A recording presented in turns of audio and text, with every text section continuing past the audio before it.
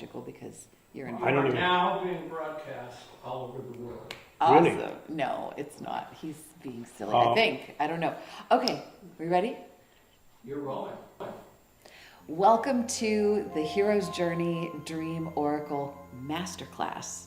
That's what we're calling this. All right.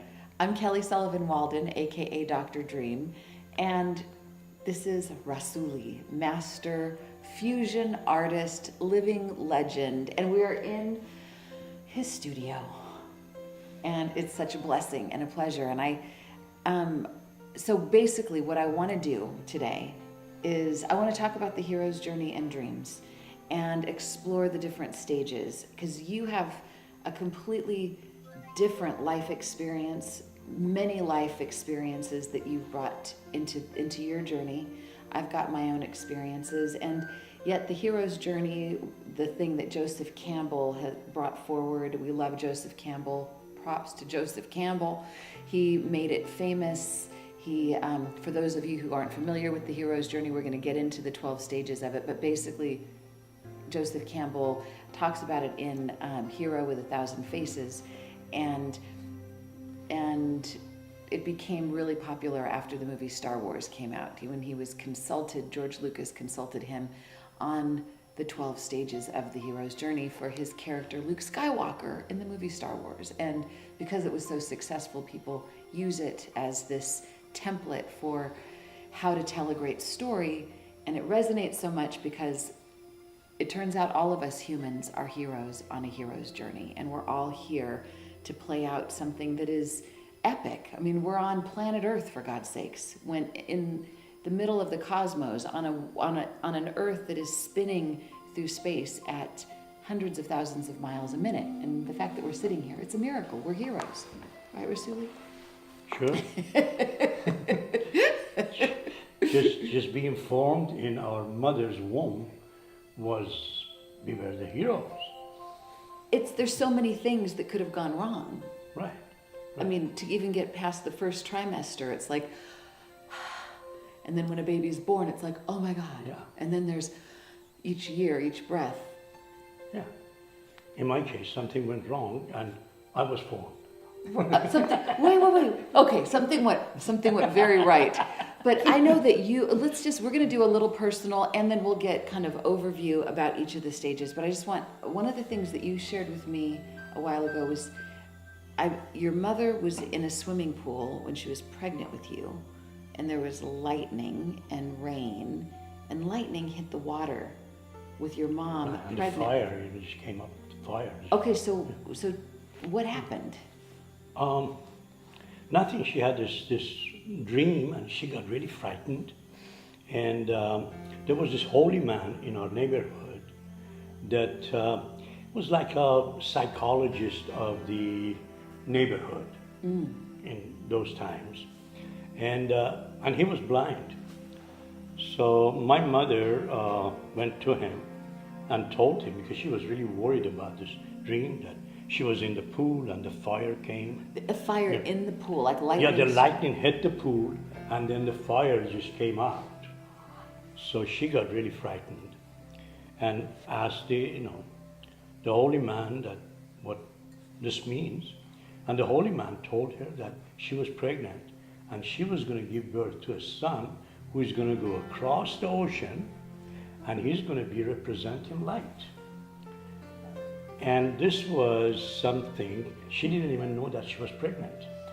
Wow. When she found out that she was pregnant and I was born, she treated me different than my sister and brother, because she felt like I was special. Her feeling that I'm special was what was driving me into a different level. To have to prove her right.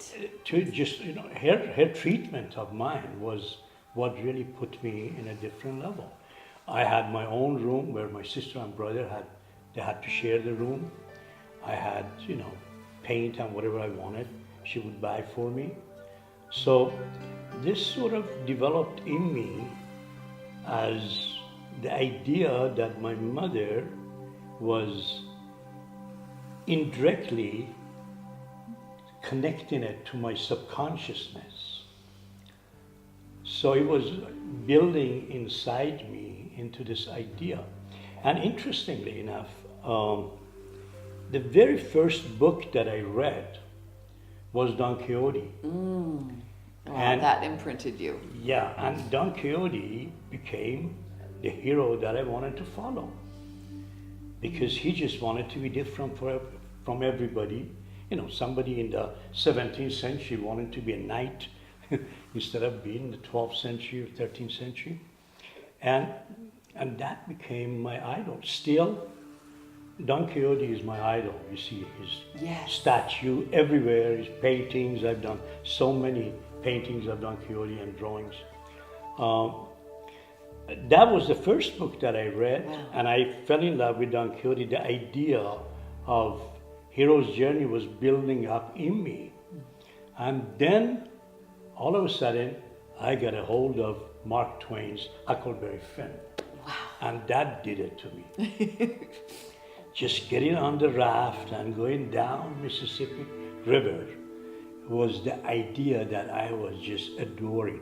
I want to go places where I have no idea I'm going. And that built up in me, and that's what really got me to come to America. I still paint without knowing what I'm doing because I want to look at the painting when it's finished, and the painting tells me where I'm going. It's not me telling the painting to go there, here. So the painting is really what tells me my journey. Every painting takes me to the next level and next level because I paint through my feeling, my subconsciousness. So next day when I look at the painting, while I'm doing it, I'm usually sitting close to the painting and doing it. And I'm not even seeing what I'm painting, I'm just playing around. But next day when I look at it, then the painting starts talking to me. And if it doesn't, I turn it around, and many times, painting talks to me upside down or sideways. And that's how all these paintings in the hero's journey have been developed. It's just that subconsciousness is taking the journey into the unknown.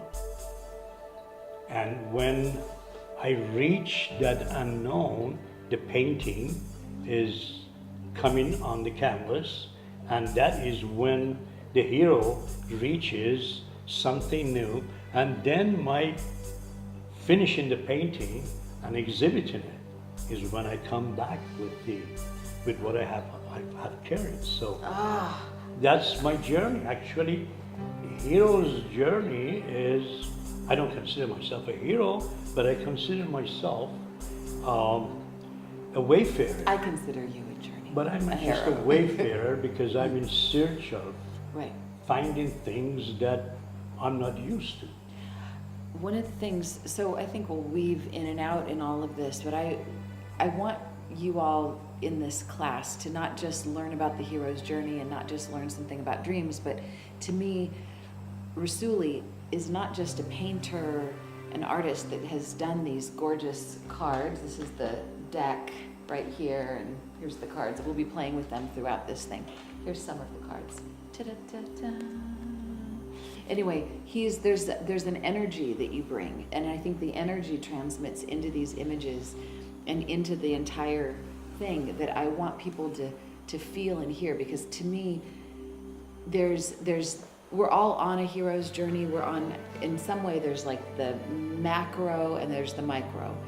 Our entire lives are one big hero's journey from birth, from pre-birth till after death. There is no death, but we'll just call it that. And then there's many hero's journeys throughout. Like every day is its own hero's journey. Every dream is its own hero's journey.